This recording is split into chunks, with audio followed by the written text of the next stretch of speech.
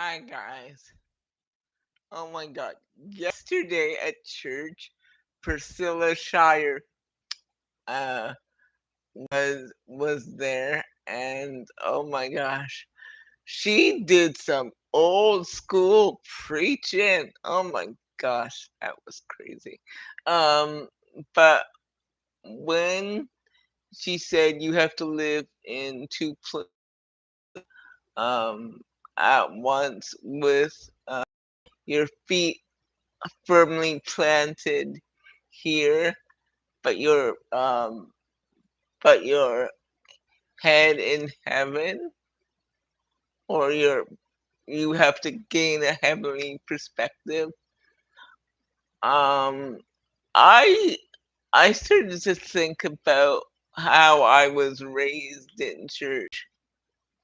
Um, okay, so when I grew up, you got two schools of thoughts. You got two schools of thought. One was God doesn't care about your everyday. He only cares about his kingdom. So don't bother praying about little stupid stuff because he won't listen. He doesn't care unless you need the big healing from cancer or whatever. And then the other perspective was um, just just God only cares about your everyday, so don't bother with the healing stuff because like that's too big for us to think about. So let's focus on being practical. And as I come to myself now, I think we need both. We need practicality and we need the revelation of heaven.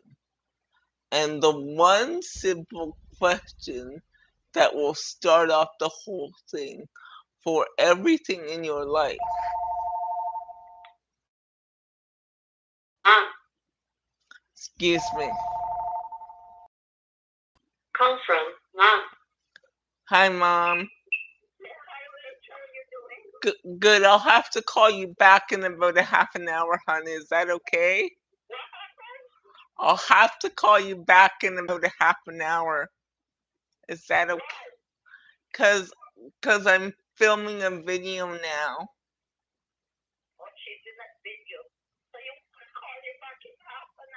I'll call you back in a half an hour, Mom. Love you. Love you. Bye.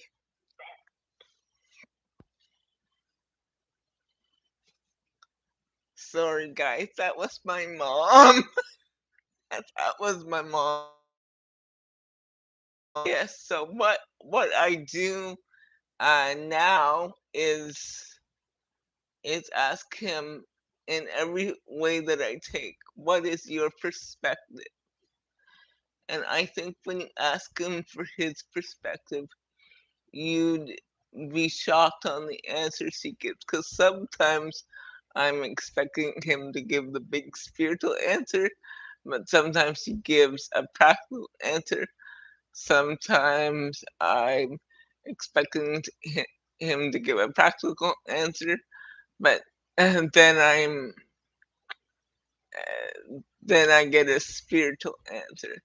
See, I think when you get heaven's perspective, what you get is the mind of God.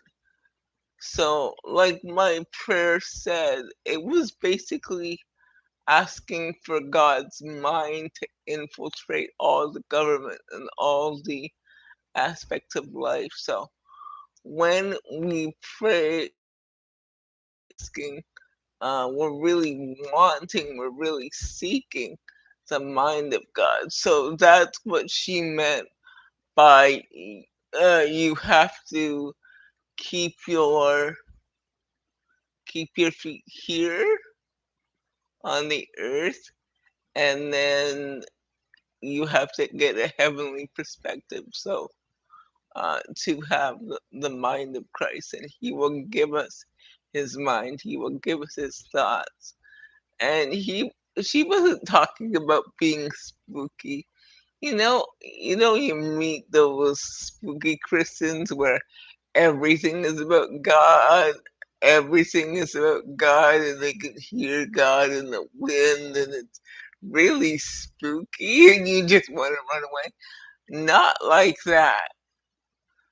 But what she's saying, when John was on the Isle of Patmos, uh, for his faith being exiled, he was getting all these kind of revelations about the time to come, and what was to do, what was he to do, and all this imagery. And that's why Revelation is so hard to read, because the Lord might show you something um, that is to be interpreted and kind of hard to understand. And when He shows you that, um, it's not to be perturbed and worried. It's to be that the question, what is your perspective on this, will lead to more questions oftentimes, because a question will lead to a question, will lead to a question, and will lead to conversation and revelation. Um, Revelation, to my mind, we always say revelation, revelation, but revelation to my mind means to reveal God's wisdom and true intent and understanding about whatever situation. That's all it is, to reveal God's perspective, God's understanding, God's true intent, God's wisdom about any given situation. That's what revelation is. Like, because the root word of revelation is to reveal. And maybe why some of you out there are having such a hard time with understanding God's will for your life, God's purpose for your life, is that you need His perspective on your life. You need His revelation. You need Him to reveal Himself to you, or the answers to you, and He will. He will. Um, and the only way to get that revelation is through relationship. And it's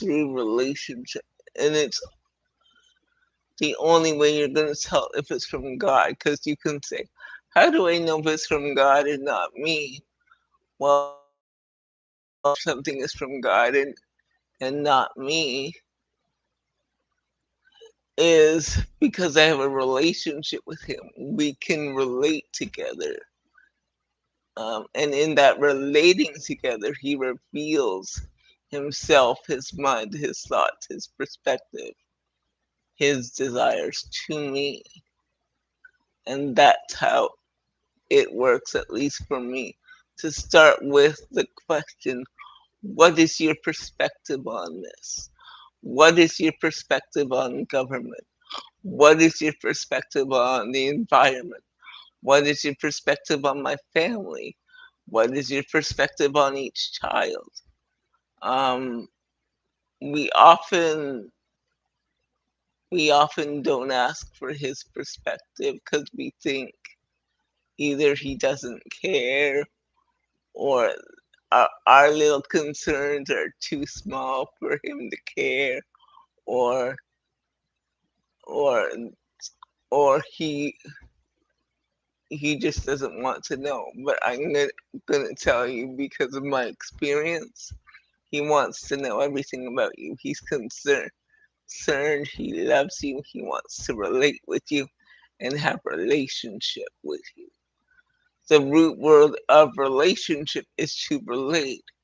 How could you say you have a relationship with God and you haven't related to him, or you haven't gave him the chance to relate to you? And you would say, Rachel, doesn't she know everything about me? Doesn't she relate to me already? When you have a child, you may know things about that child, but you still want them to talk to you. You still want them to come to you, despite your parents' sixth sense about that child. You may know what's wrong, but you still want them to come to you about whatever is wrong. And that's the same thing with God. So guys, I'll see you later. Bye.